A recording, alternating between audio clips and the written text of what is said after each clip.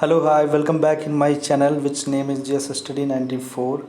और तहे दिल से स्वागत करते हैं आपका। तो दोस्तों आज का जो सेशन होने वाला है बहुत ही बढ़िया होने वाला है, क्योंकि जिस तरह से आप देख सकते हैं लॉकडाउन एक्सटेंड किया गया है तीसरी बार। और जो दिक्कतें आ रही हैं तमाम तरह माइग्रेंट वर्कर जो हैं, जो कई राज्यों के कई शहरों में लोग फंसे हुए हैं, और कुछ राज्य सरकारों ने अपने अपने राज्य के लोगों को बाई बस या बाई ट्रेन से लाने का फ़ैसला भी की हैं, और वो स्वागत योग्य भी है। क्योंकि जिस तरह से बातें की जा रही थी कि तमाम तरह के सेंटर बनाए गए हैं, जिसके माध्यम से जो माइग्रेंट वर्कर हैं उनको ज़रूरत की चीज़ें दी जा रही हैं, चाहे फूड हो चाहे शेल्टर हो, ठीक है। पर ये जो सच्चाई है कितना सही है कितना गलत, इसके खुलासा तमाम तरह के लोगों के द्वारा किया जा रहा है। और मतलब कितनी घटिया सामग्री दी जा रही है जिनके वो फेवर में नहीं है, और इस वजह से दोस्तों लोग वहाँ से इनसिक्योर फील कर रहे हैं, वहाँ से निकल के भाग रहे हैं। तो ये चीज़ें हैं, तो इसमें राज्य सरकारों का भी दायित्व है, कर्तव्य बनता है कि जिन जिन राज्यों में लोगों के नागरिक या फिर राज्य से संबंधित जो सदस्य फंसे हुए हैं उनको लाने की जिम्मेदारी लें, ठीक है। अब चलते हैं आगे। तो द हिंदू का जैसा कि आप जानते ही हैं, यहाँ लिखा है दोस्तों, lockdown extended till May 17 curbs stay on public transport. Lockdown का होता है मतलब पूर्णबंदी, एक्सटेंड का मतलब होता है बढ़ाना, ठीक है। जैसे कि पूर्णबंदी को बढ़ा दिया गया। टिल का मतलब कब तक, मई 17। कर्ब्स का मतलब होता है दोस्तों प्रतिबंध, स्टे का मतलब बने रहना, पब्लिक का मतलब वही होती है सार्वजनिक, ट्रांसपोर्ट का मतलब होता है परिवहन, ठीक है। तो ये अब इसको आप लोग करिए, lockdown extended till May 17 curbs stay on public transport. जो लॉकडाउन है पूरी तरह से 17 मई तक बढ़ा दिया गया है, और कुछ चीज़ें हैं जो पब्लिक ट्रांसपोर्ट है अभी भी वो प्रतिबंधित हैं। यदि आप स्पेशल रिलैक्सेशन को छोड़ दें तब जहाँ से कुछ छात्रा हैं, जैसे प्रयागराज इलाहाबाद रहा या अलीगढ़ मुस्लिम यूनिवर्सिटी रही हो, ऐसे तमाम जगह पे, या फिर कोटा में जो बच्चे फंसे हुए हैं उनके लिए स्पेशल रिलैक्सेशन के थ्रू जो है कि उनको लाया जा रहा है, ठीक है।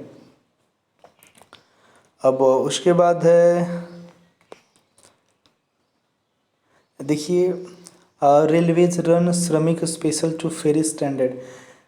एक जो ट्रेन है जो श्रमिक नाम से है उसे भी चलाया जा रहा है या चलाने की कोशिश की जा रही है, क्योंकि ये देखिए लिखा, the railways on Friday began operating Shramik special train to transport migrant workers, tourist, pilgrim, student and other stranded by the nationwide lockdown back to their home states.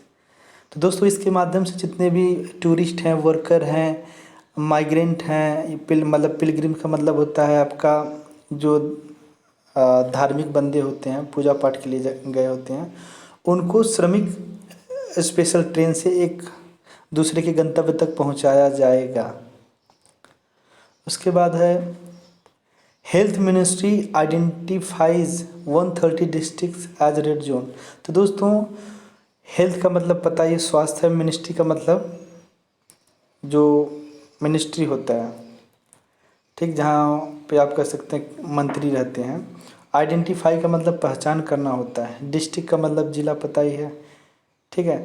तो हेल्थ मिनिस्ट्री ने है, स्वास्थ्य जो विभाग है उसने पहचान किया 130 ज़िले ऐसे हैं जो रेड जोन में आ गए हैं।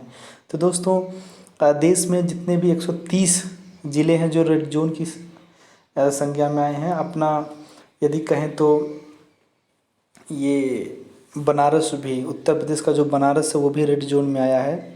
तो ऐसे में क्या, उनके साथ जो उन ज़िलों में कुछ अलग से रिलैक्सेशन नहीं दिया जाएगा, कई चीज़ों पर प्रतिबंध भी लगेगा।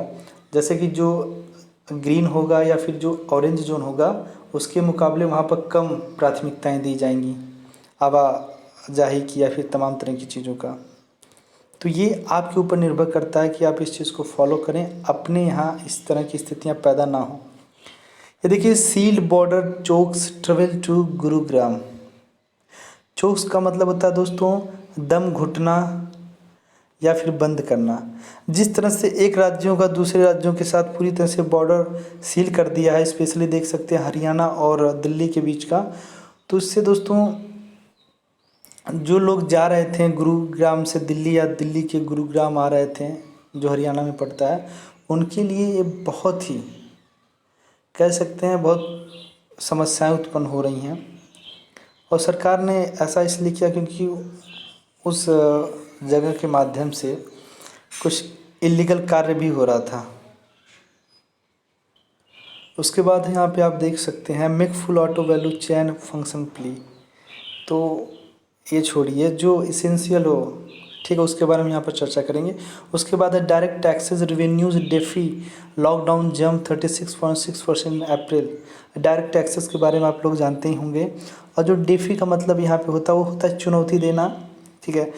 तो इस लॉकडाउन में दोस्तों जो डायरेक्ट रेवेन्यू हुआ सरकार को 36.6% ज़्यादा हुआ है 2019 की अपेक्षा।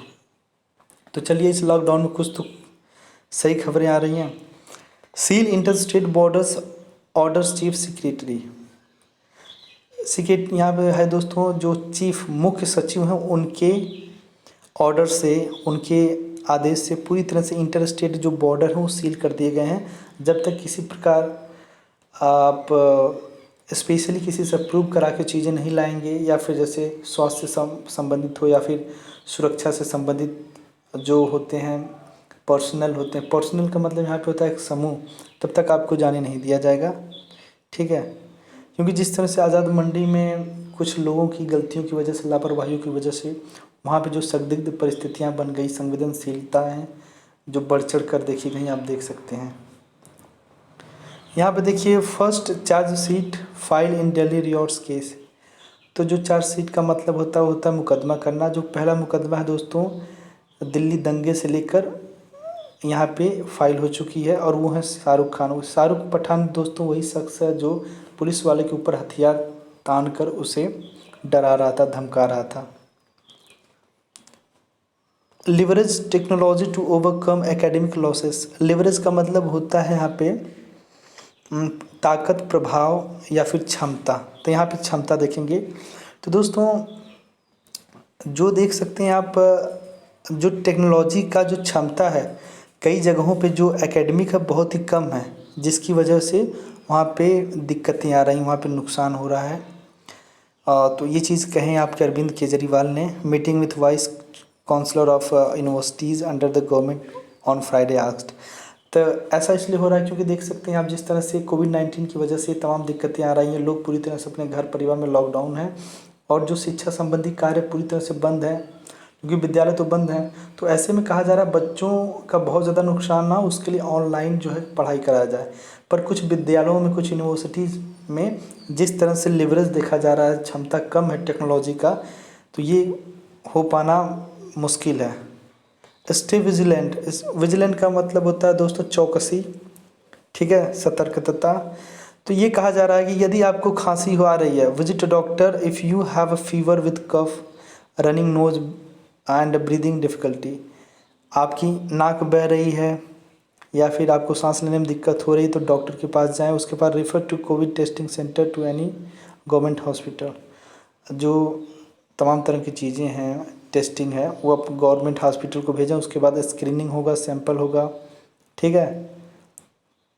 उसके बाद यदि आपकी सत्य तक जांच होती है कि आप पॉजिटिव हैं तो ये चीज़ें आपको करना पड़ेगा, या तो होम आइसोलेशन में किया जाएगा या तो विजिट कोविड केयर सेंटर ले जाया जाएगा, ठीक है। दूर रहिए, सब ना हो तो सही है।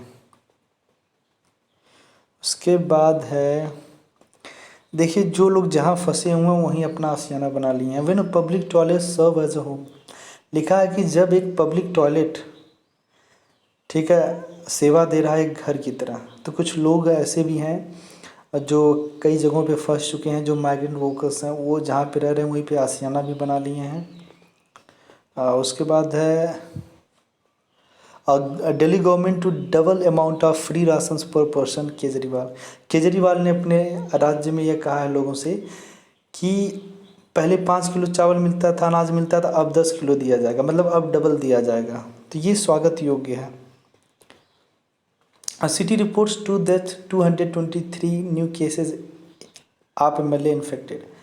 कल का जो रिपोर्ट आया है दिल्ली में 223 लोग इन्फेक्टेड थे, उसमें पूरी तरह से संक्रमित पाए गए हैं। और दोस्तों 2 लोगों की मौत हो गई है और उन इन्फेक्टेड में आम आदमी पार्टी का एक एमएलए भी हैं जिनका नाम है करोल बाग के जो विशेष रवि जी हैं। आपको बता दें भी जो नई सूचना मिली है दिल्ली के अंदर जो कंट्रोल रूम है आपका कह सकते हैं स्वास्थ्य विभाग का एम्बुलेंस का, वहाँ तकरीबन 14 से 15 लोग संक्रमित पाए गए हैं।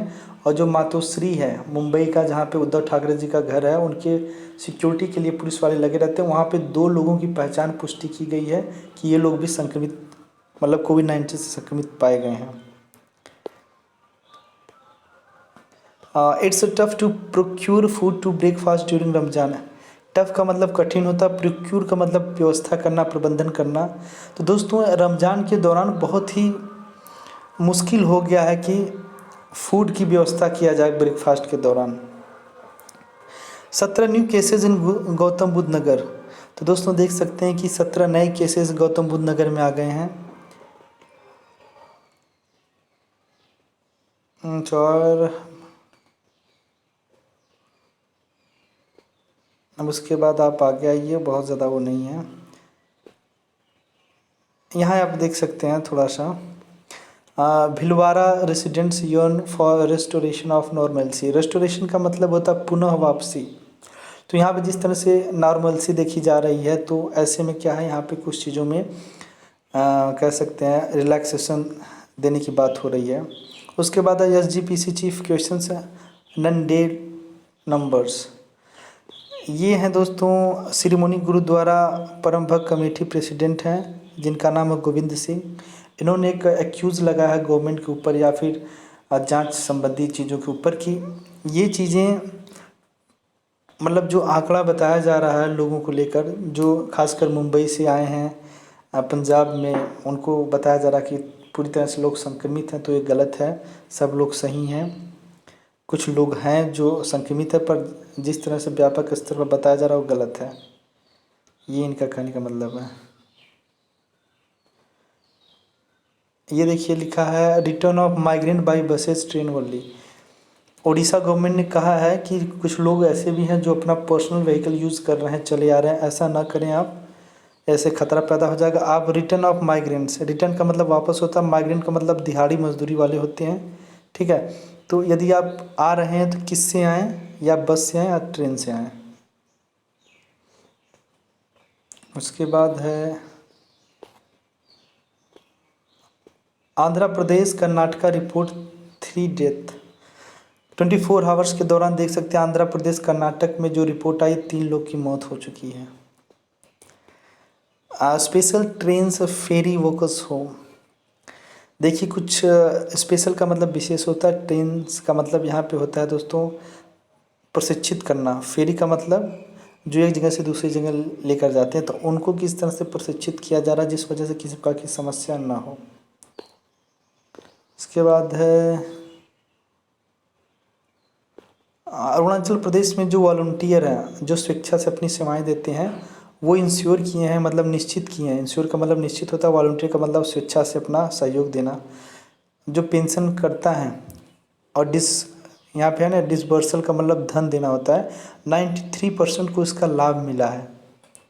तो राज्यों की तरफ से जो सहयोग किया जा रहा है वो काबिल तारीफ़ है, ऐसा होना भी चाहिए। बातें हैं दोस्तों संपादकीय की तरफ। ये लिखा है कि it's about food nutrition and livelihood.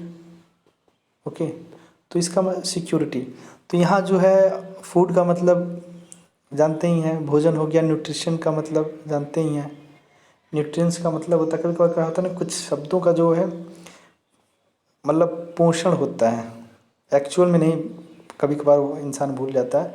Livelihood means जीविका होता है, सिक्योरिटी मीन्स सुरक्षा होता है। तो इट्स अबाउट, ये किसके बारे में है, फूड के बारे में, न्यूट्रिएंट्स के बारे में, और लाइवलीहुड के बारे में, और सिक्योरिटी के बारे में। जी हाँ दोस्तों, जिस तरह की समस्याएं कोविड-19 की वजह से निकल कर सामने आई हैं, अब जो दूसरी समस्या आने वाली है लोगों के सामने, ये इससे रिलेटेड होगी। यदि जिस देश में जिस राज्य में किसानों को प्राथमिकता नहीं दी जाएगी वहाँ पे स्थिति और दयनीय हो जाएगी। फूड न्यूट्रिशन और सिक्योरिटी की समस्याएं ज़्यादातर आने लगेंगी। जब लोगों के घर में अनाज नहीं मिलेगा तो लोग चोरी करने लगेंगे। फिर उसके बाद अराजकता की स्थिति पैदा हो सकती है। इस अराजकता को अगर कम करना चाहते हैं तो राज्य सरकार और केंद्र सरकार को एक कार्य करना चाहिए कि वो प्राथमिकता दे उन चीज़ों को जिस वजह से ये चीज़ें कम हो। कृषि और एग्रीकल्चर, हॉर्टिकल्चर, ऐसे तमाम तरह की एनिमल हस्बेंड्री चीज़ों में इन्वेस्टमेंट करें, उन्हें प्रोत्साहित करें, पुरस्कृत करें, प्राथमिकता दें, जिस वजह से ज़्यादा से ज़्यादा संख्या में लोग घरेलू कारोबार को प्रोत्साहित करें।